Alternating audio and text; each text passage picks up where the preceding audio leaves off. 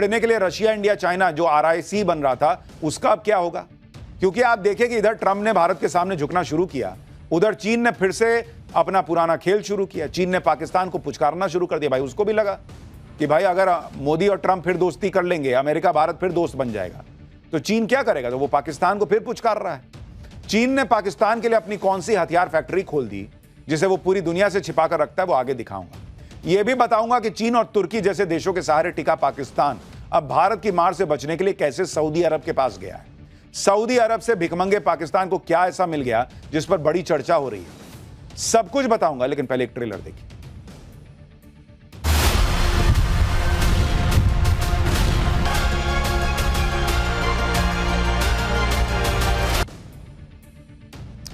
पाकिस्तान को हमेशा इस बात का डर रहता है कि कहीं नरेंद्र मोदी ऑपरेशन सिंदूर पार्ट 2 शुरू ना कर दें, और इसी डर में पाकिस्तान कभी चीन के पास जाता है, कभी अमेरिका के पास जाता है, कभी तुर्की के पास। अब पाकिस्तान पहुंच गया है बड़े मुस्लिम देश सऊदी अरब के पास। पाकिस्तान ने सऊदी अरब के साथ जो डील की है, क्या वो पाकिस्तान को ऑपरेशन सिंदूर पार्ट 2 की मार से बचा पाएगी, यह आपको बताऊंगा। लेकिन पहले आपको बताता हूं कि नरेंद्र मोदी के नए भारत से पाकिस्तान क्यों इतना डरा हुआ है। पाकिस्तान को नया डर इसलिए लगा है क्योंकि अब तक पाकिस्तान जिस ट्रंप के नाम पर उछल रहा था, वो ट्रंप आजकल नरेंद्र मोदी का नाम लेते नहीं थक रहे। नरेंद्र मोदी का बर्थडे आया था तो ट्रंप ने सबसे पहले फोन घुमा दिया। अब तो कहा जा रहा है कि ट्रंप भारत पर टैरिफ भी हटा देंगे। भारत सरकार के मुख्य आर्थिक सलाहकार वी अनंता नागेश्वरन ने बड़ा दावा कर दिया है। उन्होंने कहा है कि ऊंचे टैरिफ की वजह से अमेरिका और भारत के बीच पैदा हुए विवाद का समाधान अगले 8 से 10 सप्ताह में निकल सकता है। अमेरिका भारतीय सामान पर लगने वाला 25% का अतिरिक्त पीनल टैरिफ नवंबर तक हटा सकता है। अमेरिका की तरफ से लगाया गया रेसिप्रोकल टैरिफ भी 25% से घटकर 10-15% के बीच आ सकता है। हाल ही में भारत के chief trade negotiator Rajesh Agrawal ने अमेरिका के ट्रेड रिप्रेजेंटेटिव ब्रेंडन लिंच से नई दिल्ली में मुलाकात की। भारत पर अमेरिका के अतिरिक्त टैरिफ लगाने के ऐलान के बाद यह दोनों देशों के बीच पहली आमने सामने की बातचीत थी। यानी केंद्र सरकार के मुख्य आर्थिक सलाहकार का यह बयान आना सीधा सीधा यह हिंट है कि ट्रंप जो है भैया बैकफुट पे जा रहे हैं। और ट्रंप ने भी इसका हिंट दे दिया खुले में। सुनिए ट्रंप ने क्या कहा है। I'm very close to India. I'm very close to the Prime Minister of India. I spoke to him the other day, wished him a happy birthday. We have a very good relationship. He put out a beautiful statement too. We have. यानी Trump दुनिया के सामने फिर ये कहते हुए चले जा रहे हैं कि भाई मेरे तो सबसे अच्छे दोस्त मोदी हैं, मैं तो भारत से बहुत प्यार करता हूं। ट्रंप की तरफ से मैसेज क्लियर है कि अमेरिका भारत से झगड़कर नहीं रह सकता। भारत से झगड़ा करना अमेरिका के लिए पैरों पर कुल्हाड़ी मारने जैसा है। इसलिए ट्रंप अब अपनी गलती सुधार रहे हैं।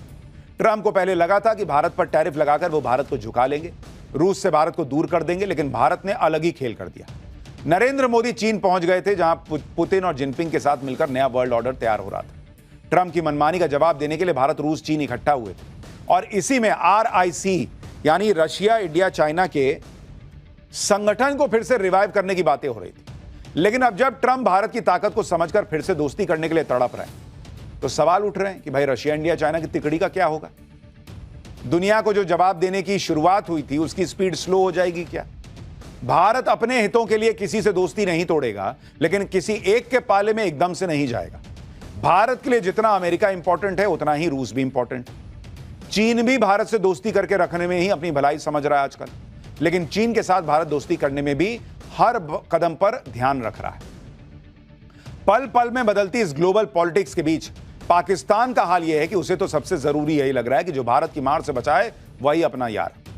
ऑपरेशन सिंदूर के दौरान जो पाकिस्तान ट्रंप के सामने गिड़गिड़ा रहा था कि भारत की मार से बचा लो, अब पाकिस्तान को भी समझ में आ गया कि अगली बार अगर भारत ने ठोकना शुरू किया तो भाई ट्रंप भी ना बचा पाएगा, क्योंकि मोदी इसी बार नहीं रुके तो अगली बार कहां से मान जाएंगे ट्रंप के कहने पे। इसलिए पाकिस्तान ने अब सऊदी अरब से सौदा करके यह सोच लिया है कि कहीं हम बच जाएं। भाई सौदा क्या किया कि भले ही हमारे न्यूक्लियर हथियार ले लो मगर भारत की मार से बचा लेना। पाकिस्तान और सऊदी अरब के बीच एक डिफेंस डील हुई जिसे दोनों देशों के बीच नेटो जैसा समझौता बताया जा रहा है, जिसे डन करने के लिए पाकिस्तानी प्रधानमंत्री शहबाज शरीफ सऊदी अरब पहुंचे हुए थे। सऊदी क्राउन प्रिंस मोहम्मद बिन सलमान और शहबाज के बीच इस डील पर साइन करने की खबरें हैं। जिस वक्त इस डील पर साइन हो रहे थे तब पाकिस्तान का सेना प्रमुख असीम मुनीर भी वहीं मौजूद था। इसके अलावा उप प्रधानमंत्री इशाक डार, रक्षा मंत्री ख्वाजा आसिफ, वित्त मंत्री मोहम्मद औरंगजेब भी सऊदी अरब में डेरा जमाए हुए हैं। इस समझौते को स्ट्रैटेजिक म्यूचुअल डिफेंस एग्रीमेंट कहा जा रहा है। वैसे कहने को तो इस समझौते के तहत सऊदी अरब और पाकिस्तान आपस में मिलिट्री सहयोग करेंगे, लेकिन इस समझौते में 2 पॉइंट सबसे महत्वपूर्ण है। पहला पॉइंट, एक देश पर हमला दूसरे देश पर हमला माना जाएगा। यानी अगर पाकिस्तान पर कोई हमला होगा तो सऊदी अरब मानेगा कि सऊदी अरब पे हमला हो गया और वो साथ देगा। ऐसे ही अगर सऊदी अरब पे हमला हुआ तो पाकिस्तान साथ देगा। दूसरा पॉइंट यह है कि इस डील में पाकिस्तान के परमाणु हथियार भी शामिल हैं, यानी पाकिस्तान सऊदी अरब की परमाणु हथियारों से भी मदद करेगा। पाकिस्तान ने सऊदी अरब से यह डील क्यों की, यह सबको पता है। ऑपरेशन सिंदूर के बाद भारत ने एक बड़ा फैसला लिया था। साफ कर दिया था कि अगर सीमा पार से आतंकी हमला होता है तो इसे युद्ध माना जाएगा और ऑपरेशन सिंदूर पार्ट 2 शुरू होगा। पाकिस्तान को डर सता रहा है कि पता नहीं कब भारत ऑपरेशन सिंदूर पार्ट 2 शुरू कर दे और पाकिस्तान में बैठे आतंकियों की कब्र खुद जाए। इसी खौफ में जी रहे पाकिस्तान ने अब सऊदी अरब से डील कर ली कि भाई मेरे को मारेगा तो तुम आओगे ना। इस डील को करके शहबाज शरीफ और असीम मुनीर को लग रहा है कि उन्होंने भारत के खिलाफ पता नहीं कितना बड़ा तीर मार लिया। वो सोच रहा है कि अब भारत पाकिस्तान को नहीं ठोक पाएगा, क्योंकि अगर भारत ने ऑपरेशन सिंदूर पार्ट 2 किया तो सऊदी अरब मदद के लिए आएगा। लेकिन एक्सपर्ट्स कह रहे हैं कि दोनों देशों के बीच समझौता इस बात पर हुआ है कि एक देश पर हुआ हमला दूसरे देश पर हमला माना जाएगा। इस बात पर कोई समझौता नहीं हुआ है कि पाकिस्तान में मौजूद आतंकी अड्डों पर हमले को सऊदी अरब पर हमला माना जाएगा। और भारत पाकिस्तान के खिलाफ नहीं बल्कि पाकिस्तान प्रायोजित आतंकवाद के खिलाफ जंग लड़ रहा है। ऑपरेशन सिंदूर के दौरान भी भारत ने पाकिस्तान के आतंकी अड्डों को ही निशाना बनाकर हमले किए थे। इसलिए भारत जब चाहे पाकिस्तान में आतंकी अड्डों पर ऑपरेशन सिंदूर पार्ट 2 लॉन्च कर सकता है, क्योंकि आतंकवाद के खिलाफ जंग में तो सऊदी अरब भारत का मजबूत साझेदार है। और अगर सऊदी अरब साथ दे भी दिया तो यह नया भारत है बॉस। अपना काम करना है तो करना है भाई। ऑपरेशन सिंदूर में चाइना ने साथ दिया, हथियार दिए, तो क्या भारत ने नहीं ठोका पाकिस्तान को? ऑपरेशन सिंदूर के समय तुर्की ने हथियार दिए, ड्रोन भेजे, तो भारत ने नहीं मारा पाकिस्तान को। तो सऊदी अरब भी होगा तो देखा जाएगा। लेकिन आप देखिए कि जिस दिन पहलगाम अटैक हुआ था, प्रधानमंत्री मोदी कहां थे? सऊदी अरब में ही थे, राजकीय दौरे पर। जेद्दा में रॉयल सऊदी एयरफोर्स के फाइटर जेट्स उड़ रहे थे। सऊदी अरब में पीएम मोदी को 21 तोपों की सलामी दी गई थी। सऊदी अरब ऐसा अपना खास मित्र देश और पार्टनर के लिए ही करता है। लेकिन भाई उसी दिन पहलगाम अटैक हुआ, पीएम मोदी तुरंत दौरा छोड़े वापस आ गए। इसके बाद सऊदी अरब के क्राउन प्रिंस मोहम्मद बिन सलमान ने पहलगाम हमले की निंदा की थी और आतंकवाद के खिलाफ लड़ाई में भारत को हर तरह से मदद की पेशकश की थी। तो पाकिस्तान हाथ पर मार रहा, मारने दीजिए। सऊदी अरब ने भी पाकिस्तान के साथ सैन्य समझौते को किसी देश के खिलाफ नहीं बताया है, लेकिन पाकिस्तान जैसे मक्कार देश की साजिश से भारत सतर्क है। भारत के विदेश मंत्रालय के प्रवक्ता रणधीर जायसवाल ने कहा है कि भारत सरकार को सऊदी अरब और पाकिस्तान के बीच ऐसे समझौते की पहले से जानकारी थी। हम अपनी राष्ट्रीय सुरक्षा के साथ साथ क्षेत्रीय और वैश्विक स्थिरता पर इस घटनाक्रम के प्रभावों का अध्ययन करेंगे। केंद्र सरकार भारत के राष्ट्रीय हितों की रक्षा और राष्ट्रीय सुरक्षा सुनिश्चित करने के लिए प्रतिबद्ध है। पाकिस्तान को पता है कि उसके पाले हुए आतंकवादियों के खिलाफ अगर भारत एक्शन लेगा तो सऊदी अरब छोड़ो कोई देश भारत को रोक नहीं पाएगा। लेकिन सवाल तो यह भी है कि अगर भिखारी पाकिस्तान के साथ सऊदी अरब सैन्य समझौते के लिए तैयार क्यों हुआ? इसके पीछे सऊदी अरब की क्या मजबूरी है वो भी बताऊंगा। लेकिन पहले यह समझिए कि इस डील के जरिए अब सऊदी अरब पाकिस्तान के न्यूक्लियर हथियारों का इस्तेमाल कर पाएगा। यानी सऊदी अरब ने बिना परमाणु हथियार बनाए ही न्यूक्लियर कवच हासिल कर लिया है।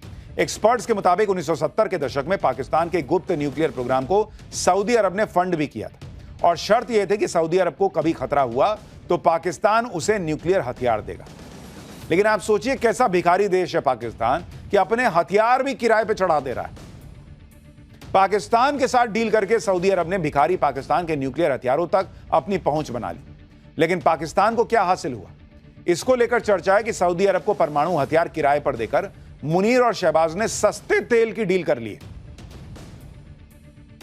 भिखारी पाकिस्तान ने डिफेंस डील के नाम पर सऊदी अरब को अपने परमाणु हथियार गिरवी रख दिए ताकि सऊदी अरब उसे भीख देता रहे। लेकिन आखिर सऊदी अरब की ऐसी क्या मजबूरी थी कि उसने ये डील कर ली? इसके पीछे भी कई वजह हैं। इजरायल का कतर की राजधानी दोहा में अटैक, ईरान से सऊदी अरब के तल्ख रिश्ते, अमेरिका की सुरक्षा गारंटी पर सऊदी अरब का भरोसा टूटना, इस्लामिक मुल्कों को एकजुट करना और पाकिस्तान का परमाणु संपन्न देश होना। लेकिन कहा जा रहा है कि समझौते के पीछे सबसे बड़ी वजह अरब देशों के साथ अमेरिका की धोखेबाजी है। पाकिस्तान और सऊदी अरब के बीच यह समझौता पड़ोसी कतर की राजधानी दोहा के हमले के ठीक बाद हुआ है। इजरायल ने दोहा में हमास के नेताओं पर हमला किया जब वो अमेरिका की पहल पर शांति वार्ता करने दोहा पहुंचे थे। इजरायल के इस हमले की ट्रंप ने निंदा तो की, लेकिन इजरायल के खिलाफ कोई एक्शन नहीं लिया, जिसके बाद सऊदी अरब को यह डर सता रहा है कि इजरायल कहीं सऊदी अरब पर हमला न कर दे। इसलिए सऊदी अरब न्यूक्लियर कवच चाहता है ताकि इजरायल उस पर हमला करने से पहले सोचे, 100 बार सोचे। पाकिस्तान के साथ डील करके सऊदी अरब ने यही काम किया है, लेकिन पाकिस्तान सुरक्षित हो जाएगा ऐसा लगता नहीं। हां, यूपी कितना सुरक्षित है उसके लिए योगी क्या कर रहे हैं, ये चैप्टर देखिए। लॉरेंस बिश्नोई के दोस्त रहे गोल्डी बराड़ ने यूपी में आतंक फैलाया, योगी की पुलिस ने सीधा एनकाउंटर कर दिया। क्या पाकिस्तान की हार के बाद यूपी में कहां तनाव हो गया, योगी राज में क्या इलाज हो रहा है, अब इसका चैप्टर। पिछले दिनों में यूपी में कई ऐसी घटनाएं हुई हैं जिसमें अपराधियों ने एक तरह से योगी की पुलिस को चैलेंज दिया है, लेकिन योगी की पुलिस ने इनका ऐसा तगड़ा इलाज किया कि अपराधी खौफ में आ गए होंगे। योगी के एनकाउंटर फोर्स और बुलडोजर दोनों धड़ाधड़ चलने लगे। आप देखिए कि 12 सितंबर को बरेली में एक्ट्रेस दिशा पाटनी के घर पर फायरिंग हुई। 17 सितंबर को फायरिंग में शामिल 2 शूटर एनकाउंटर में ढेर कर दिए गए। 15 सितंबर को गोरखपुर में नीट की तैयारी कर रहे छात्र की पशु तस्करों ने हत्या की। 17 सितंबर को हत्याकांड का मास्टरमाइंड का एनकाउंटर हो गया जो अपने पैर पर चलने की हालत में नहीं। 16 सितंबर को मेरठ के सरदना में कुछ लोगों ने बवाल किया। आज आरोपियों के अवैध घरों पर बुलडोजर एक्शन हो गया। आज पाठशाला में बताऊंगा कि एशिया कप में भारत के हाथों पाकिस्तान की हार के बाद यूपी में कहां तनाव हो गया। साथ ही योगी की पुलिस के ताबड़तोड़ एक्शन की एक डिटेल दिखाऊंगा, लेकिन पहले जो हुआ उसकी एक झलक देखिए। सबसे पहले बात यूपी के मेरठ में सरधना इलाके में हुए बवाल की, जिसको लेकर सरधना से विधायक रह चुके बीजेपी नेता संगीत सोम ने सनसनीखेज दावा किया है। दरअसल मेरठ के सरधना में मंगलवार की रात 2 समुदायों के लोगों के बीच मारपीट हो गई। जमकर लाठी डंडे चल गए। आरोप है कि एक गुट के लोगों ने लाठी डंडों के साथ धारदार हथियारों का भी इस्तेमाल किया। बवाल बढ़ता देख महिलाएं बीच बचाव करने पहुंची, मगर भीड़ ने उनकी एक न सुनी। धीरे धीरे गांव के और लोग भी जुड़ते गए और मामला और बिगड़ गया। इस बीच बवाल की जानकारी मिलने पर पुलिस मौके पर पहुंची और हालात काबू करने की कोशिश की, लेकिन आरोप है कि भीड़ में मौजूद एक शख्स ने पुलिस वाले की ही लाठी छीन ली और पुलिस की गाड़ी पर हमला कर उसका दरवाजा खोलने की कोशिश की। इस गाड़ी में पुलिस हिरासत में लिए गए लोगों को बैठा रही थी। पुलिस के मुताबिक इस बवाल में 10 से ज्यादा लोग घायल हुए, जिनमें 5 की हालत गंभीर है। बीजेपी नेता संगीत सोम का दावा है कि यह पूरा बवाल एशिया कप में भारत के हाथों पाकिस्तान को मिली करारी हार को लेकर हुआ। संगीत सोम के दावे के मुताबिक पाकिस्तान की हार के बाद से ही तनातनी शुरू हुई, जो बाद में हिंसक झड़प तक पहुंच गई। सुनिए पूरे बवाल पर संगीत सोम ने क्या बताया, फिर बताऊंगा मेरठ के बवालियों पर सीएम योगी ने क्या एक्शन लिया।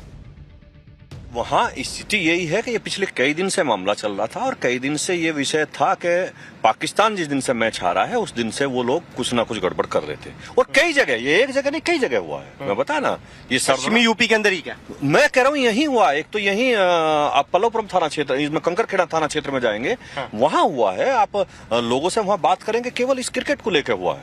ये आप सरधना में जाएंगे तो सरधना में ये जो हुआ है ये भी उसी से जुड़ा हुआ है, ये भी उसी से जुड़ा हुआ है। लेकिन इस तरीके के लोग गुंडई थोड़ी करेंगे भाई, गुंडई थोड़ी करने देंगे, गुंडई तो नहीं करने देंगे। कम से कम मेरे यहाँ तो नहीं कर पाएगा कोई गुंडई। इधर बीजेपी नेता संगीत सोम ने कड़े एक्शन की बात की। उधर सरधना में बवाल के आरोपियों के घर पर धड़धड़ाते हुए बुलडोजर पहुंच गए। बवाल के आरोपी आरिफ और अबरार के घर में हुए अवैध निर्माण को बुलडोजर की मदद से ढहा दिया गया। दोनों पर सरकारी जमीन पर कब्जा करके घर बनाने का आरोप था। दोनों का हिस्सा समेट दिया गया। अब बात बरेली में एक्ट्रेस दिशा पाटनी के घर पर हुई फायरिंग की। 12 सितंबर को सुबह 3:45 बजे बरेली में एक्ट्रेस दिशा पाटनी के घर के बाहर फायरिंग हुई। फायरिंग की जिम्मेदारी गोल्डी बराड़ गैंग से जुड़े गैंगस्टर रोहित गोदारा ने ली। लेकिन अब यह गैंग भी समझ गया कि योगी राज में अपना वर्चस्व बनाने के लिए फायरिंग करके उसके शूटर्स ने बड़ी गलती कर दी, क्योंकि वारदात के 1 हफ्ते के अंदर फायरिंग में शामिल शूटर्स का इनकाउंटर हो गया, जिसमें दोनों की मौत हो गई। यूपी एसटीएफ के मुताबिक सीसीटीवी की फुटेज की जांच में पता चला कि दिशा पाटनी के घर पर फायरिंग में जो 2 शूटर शामिल थे, उनमें रविंदर हरियाणा के रोहतक का रहने वाला था, जबकि अरुण सोनीपत का रहने वाला। दोनों गैंगस्टर गोल्डी बराड़ और रोहित गोदारा गैंग के शार्प शूटर थे। वारदात के बाद से यूपी एसटीएफ लगातार इनकी लोकेशन ट्रेस कर रही थी और कल शाम दोनों के गाजियाबाद में होने का पता चला। इसके बाद यूपी एसटीएफ ने दोनों की घेराबंदी के लिए दिल्ली पुलिस की स्पेशल सेल और हरियाणा एसटीएफ के साथ मिलकर ज्वाइंट ऑपरेशन किया। खुद को घिरता देख दोनों शूटर्स ने पुलिस पर फायरिंग शुरू कर दी और पुलिस की जीप पर 4 गोलियां लगी। करीब 15 मिनट तक दोनों तरफ से फायरिंग होती रही। इस दौरान पुलिस की गोली लगने से शूटर अरुण और रविंदर घायल हो गए, जिन्हें अस्पताल ले जाया गया। डॉक्टर्स ने उन्हें मृत घोषित कर दिया। यूपी एसटीएफ के मुताबिक शूटर्स के पास से जिगाना और ग्लॉक जैसी अत्याधुनिक पिस्टल बरामद हुई, जो एक बार में ताबड़तोड़ 15 गोलियां फायर कर सकती हैं। पंजाबी सिंगर सिद्धू मूसेवाला, यूपी के माफिया अतीक अहमद और महाराष्ट्र में एनसीपी नेता बाबा सिद्दीकी के मर्डर में भी जिगाना पिस्टल का इस्तेमाल हुआ। यूपी में आतंक फैलाने की गोल्डी बराड़ गैंग की साजिश को नाकाम करने पर यूपी एसटीएफ के चीफ अमिताभ यश ने बड़ा बयान दिया है। उन्होंने कहा कि इस एनकाउंटर के बाद कोई भी गैंग यूपी में कानून के राज को चैलेंज करने की कोशिश नहीं करेगा। यानी उत्तर प्रदेश में कानून व्यवस्था मेंटेन करने के लिए ताबड़तोड़ एक्शन हो रहा है।